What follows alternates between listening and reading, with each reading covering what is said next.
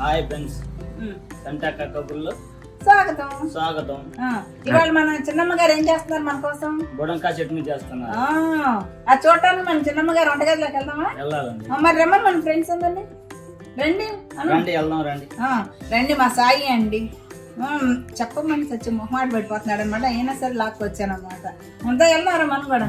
Hi చిన్నమ్మకి. Hi. ఇవాళ నువ్వు బుడంకాయ పచ్చడి చేసి చూపిస్తాను కదా. ఆల్రెడీ ఫ్రెండ్స్ కి చెప్పేశాను. దానికి ఏమేం కావాలో చూపిస్తావా?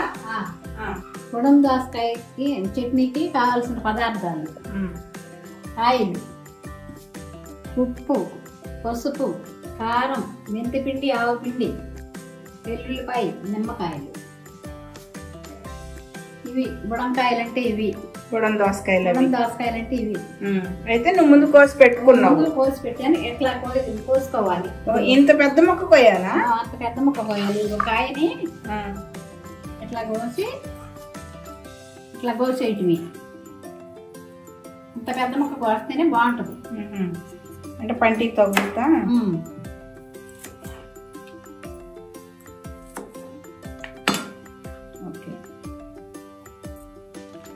ఇప్పుడు ఏం చేయాలి? దీనిలో నూనె వేసుకోవాలి. ఫస్ట్ కొంచెం ఎక్కువ వేస్తున్నావు. మరి ఊరగాయ చట్నీ కదా, ఎక్కువే పడుతుంది. ఓకే, ఇది ఊరగాయ చట్నీయా? పసుపు,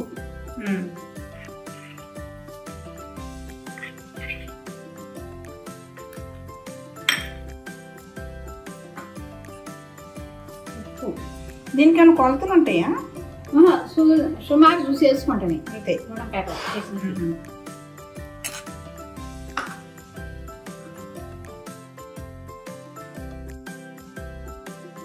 దీనిలో కారం వేసుకోవాలి. కొంచెం మిక్సీలో కారము, ఎల్లుల్లిపాయ వేసి మిక్సీ పట్టుకోవాలి. ఎల్లుల్లిపాయలను కారం అది అన్నావుగా.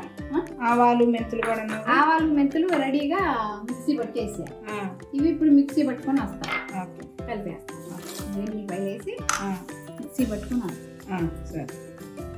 ఉప్పు, పసుపు, కారం, ఆయిల్ వేసాం కదా, మొత్తం ఇట్లా కలిపేసుకోవాలి.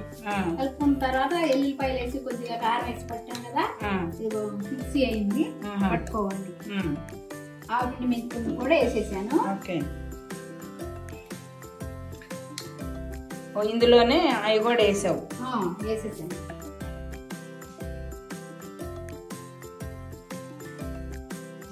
తర్వాత చేత్తో కలుపుతా. స్పూన్తో కలుపుతున్నాను. నిమ్మరసం పిండాక చేత్తో కలిపేస్తా. సరే. ఇప్పుడు నిమ్మకాయ కారం సాల్తో కొద్దిగా కారం వేసేస్తా. దీనికి ఎర్ర రంగు ఉంటేనే బాగుంటది కదా. అవును. ఇప్పుడు ఇందులో నిమ్మకాయ పిండాలా? నిమ్మరసం పిండేస్తా. నిమ్మరసం కూడా మనం ఎంత తినగలమో పులుపు అది చూసుకొని పిండుకోవటమే. అవును. ఈ బుడంకాయ కూడా ఉప్పు కారం చూసుకుంటా నిమ్మరసం పిండుకోవాలి. బుడంకాయ కూడా పుల్లగా ఉంటదిగా. పుల్లగా ఉంటది. ఓకే. అంటే పులుపు మనం ఎంత తినగలమో అంత. అంటే నిల్వ కూడా ఉండాలి కాబట్టి కొంచెం ఫ్రిడ్జ్ లో పెట్టుకుంటే నిల్వ ఉంటది. బయట పెడితే ముక్క మెత్త పడిపోతుంది. అంటే కావాల్సినప్పుడల్లా ఫ్రిడ్జ్ లో తీసి వేసుకోవచ్చు. మనం మాత్రం ఫ్రిడ్జ్ లో పెట్టుకోవాలి. నిమ్మకాయ కూడా పిండుతా వరకు. నిమ్మకాయ ఇందాక ఇవన్నీ వేసావు కదా. ఉప్పు, కారం, ఆవు పిండి, మెంతి పిండి అన్ని వేసి, నూనె అన్ని వేసి కలిపేసాను. ఎల్లుల్లిపాయ అన్ని వేసి కలిపేసాను. ఇప్పుడు లాస్ట్ లో నిమ్మరసం కలపాలి. నిమ్మరసం పోస్తున్నాను.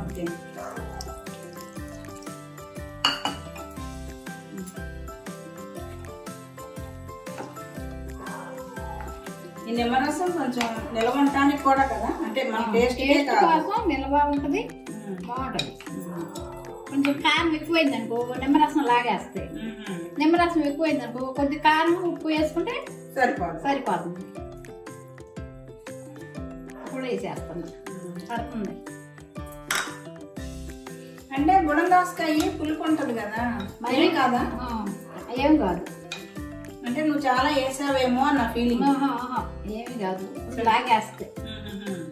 మామిడికాయ అంత పులుపు కాదు కదా, అందుకని దీనిలో నిమ్మరసం ఇప్పుడు టేస్ట్ చూడటమే. ఇదేమో ఊరాలా? ఊరక్కలు ఇప్పుడు తినేటివే. వెంటనే తినేయచ్చు. అంటే రెండో రోజుకి ఇంకొంచెం బాగుంటుందా? బాగుంటుంది. అయితే చూపించేసేయి. చట్నీ రెడీ.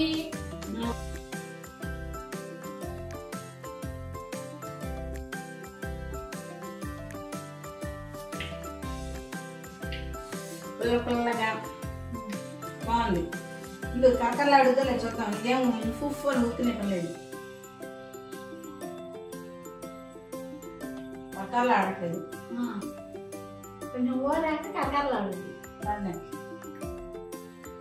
బాగుంది. పుల్లగా కారం కారంగా చాలా బాగుంది చిన్నమ్మకాయ. సరేరా సాయి?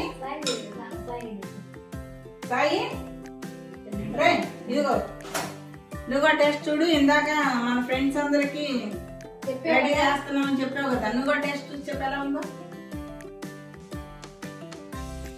పుల్లగా బాగుంది కదా? బాగుందా? నువ్వు కూడా వచ్చిన నాకు మాత్రమే నాకే అనిపిస్తుంది. మొత్తంతో తిన్నాకే నాకు ఆ డౌట్ వచ్చింది అనమాట. నేను నాకే పనిలో ఉంటాను. మీరు మాత్రం దీన్ని కూడా చూసి మీరు చేసుకొని ఎంజాయ్ చేయండి. ఓకే బై బై చెప్పారు కదా. బాయ్.